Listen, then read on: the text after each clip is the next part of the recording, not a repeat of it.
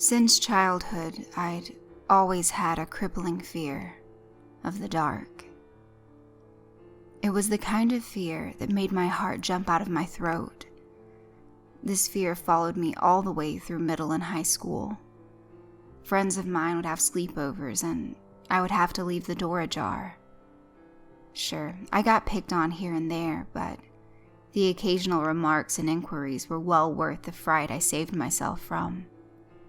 The dark instilled a sense of paranoia and insanity inside of me, a sensation so intense that I would need therapy had I slept one night in complete darkness. This phobia continued into my college years. My friends were all mature and understanding enough to sympathize. I hung out with Chloe, Dawn, and Jonathan. Chloe was ostensibly your typical college girl. Blonde hair, blue eyes, outgoing, and fairly open-minded. Despite her appearance, she whooped my friends and I at any video game we'd play. Don was a bit of a tool. He would use his looks and charm to swoon girls into one-night stands. No one in our group appreciated this. We just turned a blind eye whenever he would get an angry phone call from whomever he'd had his way with last. Jonathan was probably the closest to me. He and I had much in common. We were both creative writers, listened to the same types of music, and were avid readers. He was quiet most of the time. When he spoke, everyone else listened. Jonathan and I were the archetypal problem solvers and mediators of our fairly small circle of friends. We were all hanging out at Jonathan's place a few nights ago. The night started off like any other. We played Mario Kart, had a few drinks, and played some board games. None of us were drunk, but I wouldn't have trusted any of us to drive. Jonathan and I were talking. Even with her inhibitions slightly lowered, Chloe still did not acquiesce to Don's sexual advances. He only did this when she was drinking. Jonathan or I would usually tell her the morning after, under the premise that she would be merciful and not mention it. For the most part, this worked. It was 3 a.m. before most of us fell asleep. Chloe went around the house to turn off all the lights. She was about to hit the switch for the last remaining light in the bathroom when I called out to her. "Leave that light on," I pleaded, warily. "Hey," she replied softly. She walked over to where I was lying and sat down. "I know about your fear. We all do. I know that all of us met here to have fun, but my intention was to help you overcome something that could potentially hold you back in life." She stroked my face with her soft palm as she whispered into my ear, "I'm doing this because I care." I was much too tired to object. The apartment grew almost pitch black as she found a couch to rest on.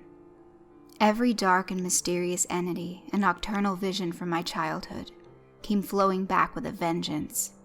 I sat upright in fear. Piercing, alien eyes peered at me from behind furniture pieces while malevolent shadows darted across the room. I turned on my phone in a vain attempt to escape the horrors that plagued the apartment. My efforts to diminish frightful specters' activities only exacerbated the problem at hand.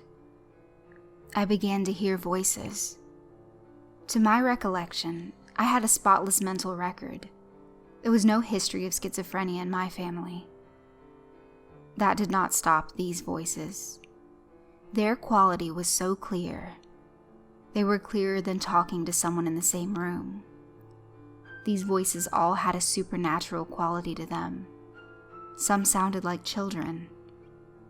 Others like hellspawn. The messages the ethereal voices sent, however, were rather similar. They all taunted me. They told me facts about my childhood that no one else could have known. The more I tried to ignore them, the louder they got. It was a self-perpetuating cycle that I had to break in order to maintain a stable frame of mind. I looked over to my friends. They all looked so peaceful. If they could have seen what I had seen, heard what I heard, and experienced what I experienced, they would never have been a part of Chloe's little plan. Running out of options, I grabbed my earbuds, plugged them in, and faded out the evil that sought to break me. Blaring music in my ears was the only way to alleviate the mental stirring I had went through. I sat upright, listening to music until the first rays of morning light poured in through the dusty blinds of the messy room. Chloe was the first to awaken. She wiped the crust out of her eyes as she walked over to me. Despite her state, she still looked quite pretty. Noticing the redness of my eyes, she began to inquire. "What happened to you?" I fumbled for an excuse. I'm just a little hungover." She wasn't buying it. "But your hair hasn't been displaced one bit," she pointed out. "Tell me the truth." Before I had time to respond, she figured it out. Her features softened as she came closer to me. "Did you stay up all night?" "Yes." "Why?" "I tried going to sleep. I couldn't. Everything came back, everything from before." "Oh my God. I'm so sorry." I embraced her. Tilting her head, Chloe looked into my eyes. "I never should have pressed the issue," she confessed. "I'll never mention it again." She smiled and walked over to the kitchen to prepare breakfast. Jonathan, then Don, woke up. Don didn't say all that much due to the amount he'd had to drink the night preceding. Jonathan was his usual, friendly self. Once everyone was ready, we all ate and said our goodbyes. The light outside was blinding. I'd gotten no sleep that night, which didn't help driving home. By the time I reached the steps to my apartment building, I was stumbling. I shuffled to my door and fell asleep almost at the very second I hit my bed. Daylight filtering through the curtains provided a nice, warm nap. An invisible force bound me to the walls of a mysterious room when I awoke. The walls were painted in off-white. 2 sets of fluorescent lights made every corner glow. There were no doors, vents, or any other conceivable means of escape. I looked around in horror to find my friends from the night before. Chloe was nervously looking around the room. Jonathan was just stirring, and Dawn was vigorously trying to escape the invisible restraints. As soon as everyone was fully awake, we were set free.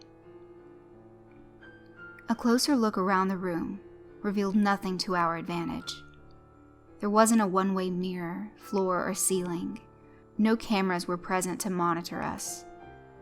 Dawn tried banging on the walls to gain a possible outsider's attention, to no avail. After some time, Chloe spotted something the rest of us had missed. "Look," she said with wonderment.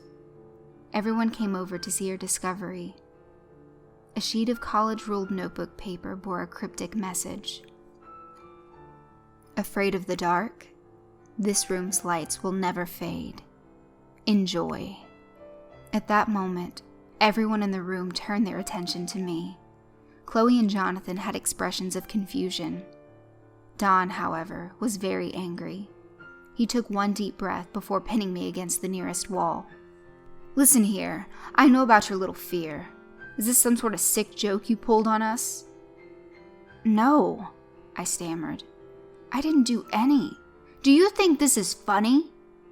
He pressed harder against my chest. "Don, you don't Do you?" My vision began to grow black around the edges. Jonathan pulled him off of me at the last second. Don snatched the paper from Chloe. He tore it to shreds, scattering little pieces all over the polished linoleum floor. As he walked across the room, I noticed something. The shreds had disappeared. The paper with the message from before was plastered alongside a new notice. It read, "We won't be leaving you anytime soon. Enjoy your stay." We knew at that moment that no one in the group set this up. Who or what whoever was keeping us here had known about my fear before they took us into this room. This person also knew who my friends and I were, and where we all lived. With the amount of preliminary information we had, one huge question still remained. Why? This was a question that none of us were in a position to answer. It didn't matter to any of us why we were there. We just wanted out. Jonathan was the first to speak up. Okay, before we try anything too drastic, let's evaluate our options. We could try to get someone's attention again. There has to be someone out there that can help us. I'm not so sure, Chloe objected. We don't even know if there's anyone that can hear us, much less help us. Besides, let's hypothetically say there is someone. Do we really want their help? We don't know what types of people reside outside these walls. How about we just try to break through these walls? Dawn suggested. This place may be designed to contain us, but that doesn't make it inescapable. Jonathan chuckled. That's right, break it. Is that how you get out of everything, Dawn? He has a point, Chloe added. Your attempts to alert an outsider proved fruitless. The next best thing would be to try and knock the walls down. Let's try it, I suggested. We have nothing to lose. Dawn was the first in front of his wall. We all assumed our positions and waited for Chloe's go. At her signal, we slammed our body weight against the walls. Though they felt like glass, they had the impact reverberation force of cement. Exhausted, we all slumped to the floor. Dawn was profusely bleeding from his left knee. I asked him if he was going to be all right. I'm fine, he curtly responded. When he sunk his knee into the floor to get up, it stuck. What the? He tried to escape. His knee would not budge from the floor. He pulled with all his might, but didn't move. Jonathan and I cautiously walked over towards him. He grabbed our hands and we pulled. Dawn used his right knee to add to the pressure. Eventually, we gave up. Whatever bound him to the floor had no foreseeable intention of setting him free. Not then, at least. Dawn grew desperate. We have to find a way out of here, he said. His voice wavered. We can't stay in here much longer. If we do, our captor is going to make us pay. Chloe and I walked over to comfort him. Shh, she whispered. It's going to be fine. We'll find a way out of here and you'll be just fine. She gently stroked his hair. Whilst doing this, she gave me a concerned look. I could see it in her eyes. She didn't know what to do, and she was scared. Her normally steady composure was beginning to experience the tremors of peril and true danger. I noticed Dawn's legs were beginning to grow a sickly blue. They were both motionlessly slumped on the shiny floor. I silently pointed this out to Chloe. She then got the attention of Jonathan, who, in turn, was as horrified as she. Dawn became very worried. Guys, I can't feel my legs. Is there something wrong? He twisted his body around to look at the motionless legs. He screamed in terror at the sight. Suddenly, his whole body dropped to the floor. Every part of his body became motionless. His face seemed to lose muscular control as well. We shook him, but nothing happened. Chloe cried out in horror. When Jonathan and I looked at her for an explanation, she wordlessly pointed to his leg that was fused to the floor. It was pulsating violently. It looked as if the room was literally sucking the life out of him. After a few minutes, the movement stopped. I checked his wrist for a pulse. There was none. He died. Right on that cold linoleum floor, someone close to us had died of reasons none of us knew. Jonathan pointed to a wall. The 2 sheets of paper from before were there, alongside a new third. He took it off the wall. It said the most frightening and enigmatic thing yet.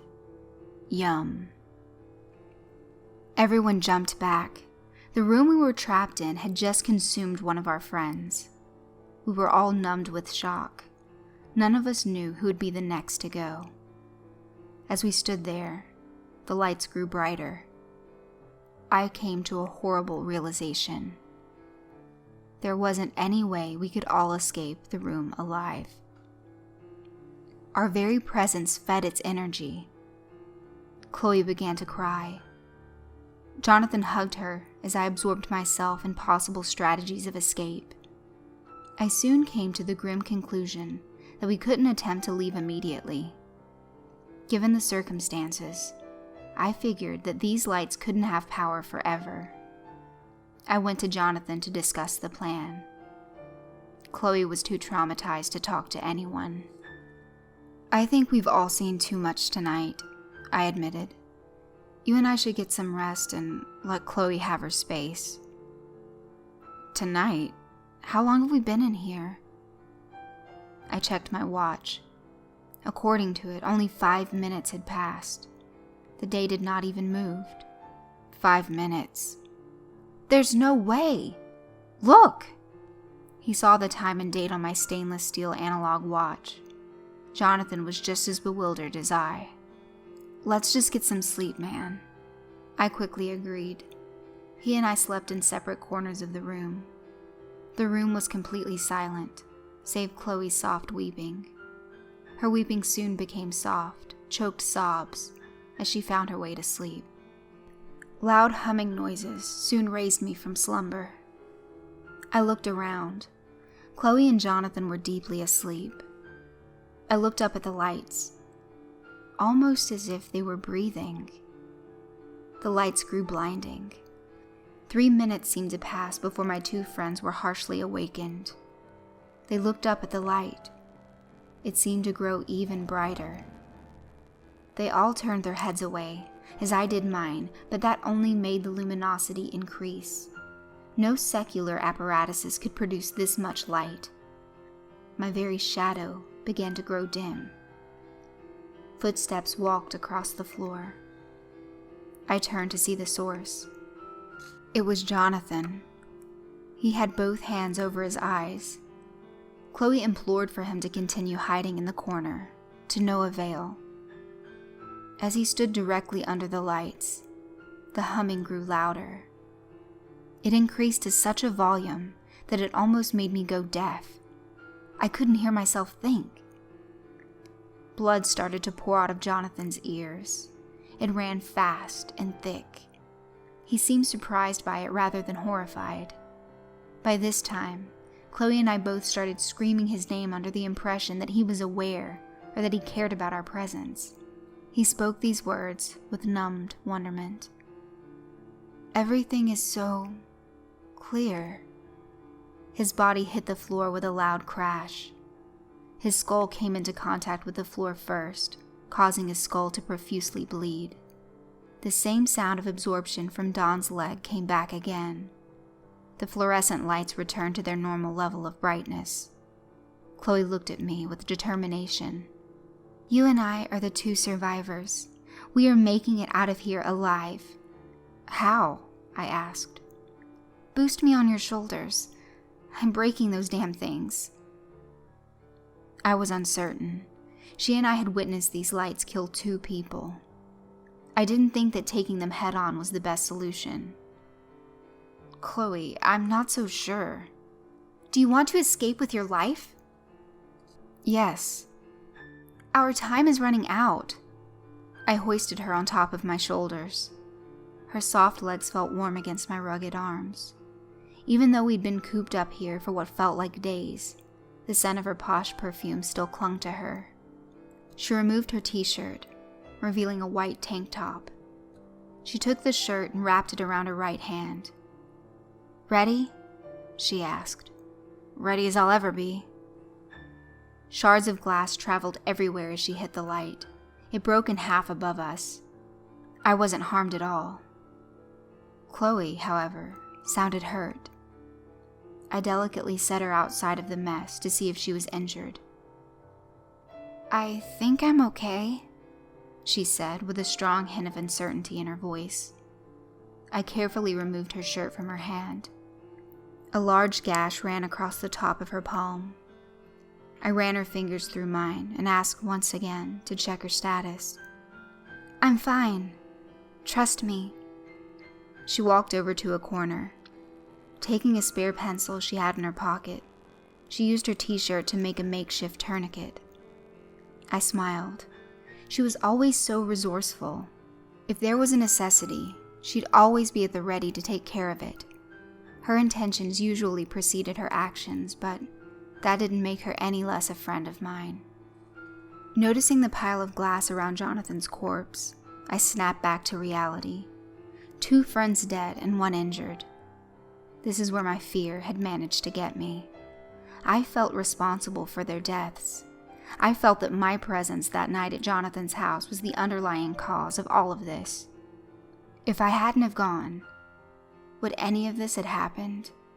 Would I be there? I sat trying to find answers to these unanswerable questions. Chloe didn't utter a word. We both sat there, dead quiet, the persistent humming of the lights keeping us away from sleep. My eyes burned. Chloe's eyes were a deep red, and mine probably were as well. She and I both sat against the wall. I checked my watch. 2 more minutes passed over the space of what felt like 2 nights.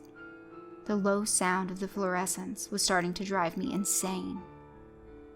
It struck a nerve that was very thin. I hadn't slept, eaten, or drank in what felt like days. Reality itself was beginning to blur. Inside that room, the bounds of time and space merged into one giant conglomeration of terror. To say I was sick of the room would be an understatement so ineffably grand that I would not acknowledge someone who purported to use such a word to describe our situation. Chloe began to meticulously unwrap her bandage. My legs popped in protest as I shuffled over to her. "How is it?" I asked, weakly. "Not so good," she replied. She sounded just as strung out as I was. "I think it's infected." Upon closer inspection, she was right. Her wound had festered. It was a puffy pink. Pus oozed out at its sides. Some of it was crusted with age. I looked at her face. She didn't seem shocked or taken aback in the slightest. In fact, she seemed quite intrigued. I do not know the force that made her do what she did next. Chloe heartily licked the seeping wound. Before I could object, she did it again. I groaned in disgust. Glass crunched under her shoes as she bolted toward the rubble of the lights. Picking up a shard, she looked at me. I was gravely nervous. I spoke my next words with the utmost uncertainty and discomfort. "Chloe, what are you doing?"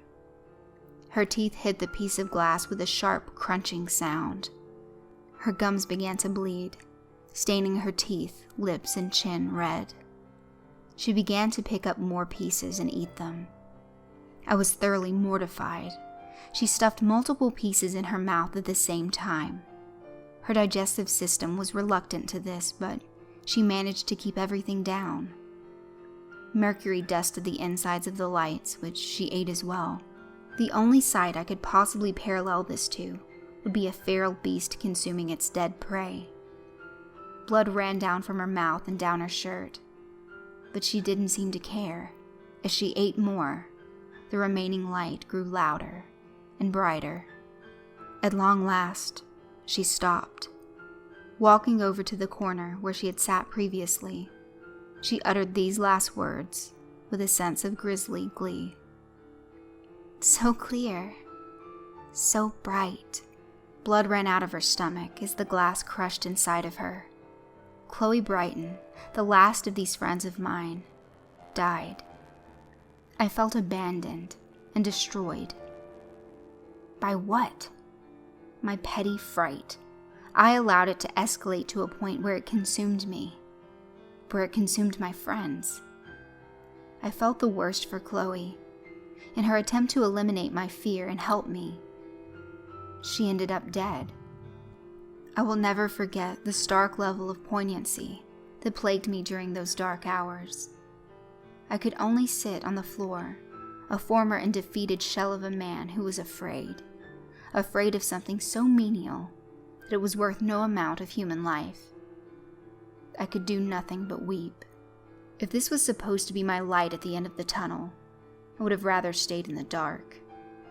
The amount of death and wreckage that surrounded me made the entire picture a pathetic one.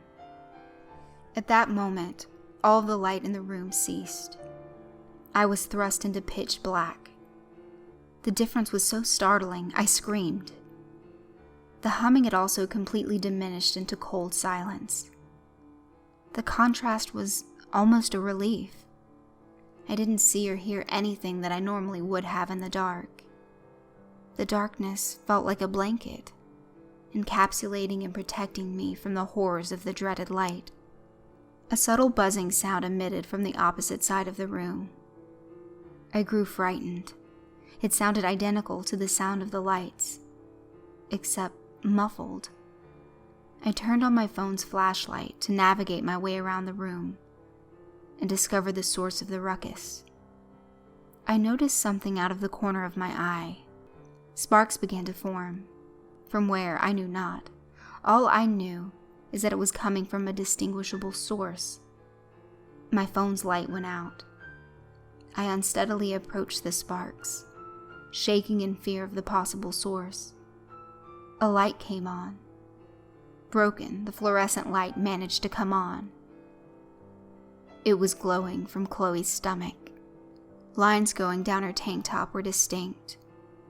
The light grew half red as a result of the blood running down and out of her stomach earlier. It gave the room an eerie pink glow. I saw the light slowly rise and come toward me. She wordlessly staggered towards me, her movement shifting the light's direction. I desperately felt the walls for a possible method of escape. If I didn't, this would be it. I would die in that room, with those pestilential lights. Refusing to decease in such a way, I fervently searched for a mean of deliverance from this hellish entrapment. She persistently followed me around the room as I did this. After what seemed like minutes, I felt something that contrasted the glossy surface of the walls. An exit. I was going to escape from this place. Alive, but not well. It was a door. It was white and glossy, much like the rest of the room. Not a flaw adorned it. I fumbled for the doorknob and finally opened it. A sheet of paper lay taped on the side of the door facing the room. I quickly grabbed it and turned around to shut out this twisted world. As I was about to close it, I noticed that Chloe was still coming towards me. She looked with her completely red eyes into mine. She didn't look mad or intimidating in the slightest. She simply looked helpless. Her eyes said it all. They told me that she only wanted help, that she wanted to escape.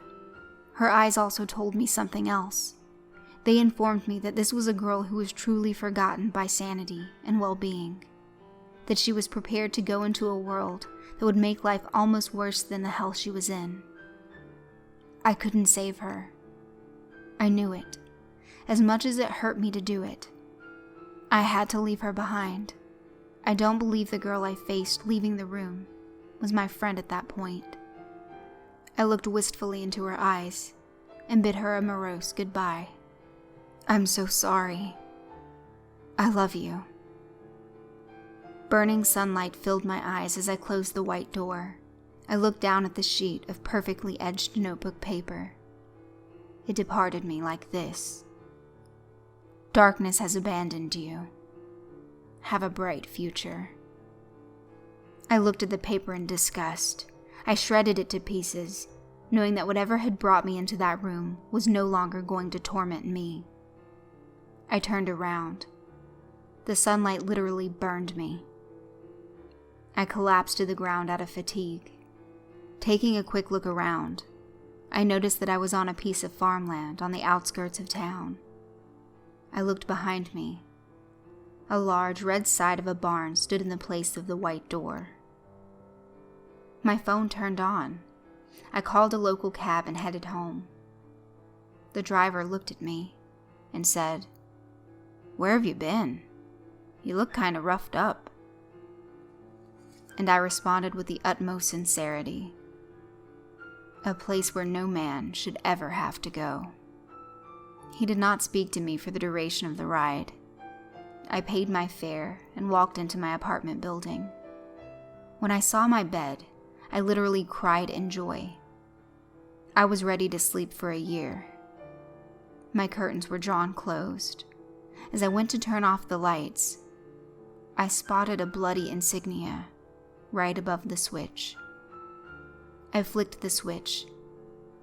Nothing happened. From that day on, I learned something that I now know to be fact. I will never fear the dark again.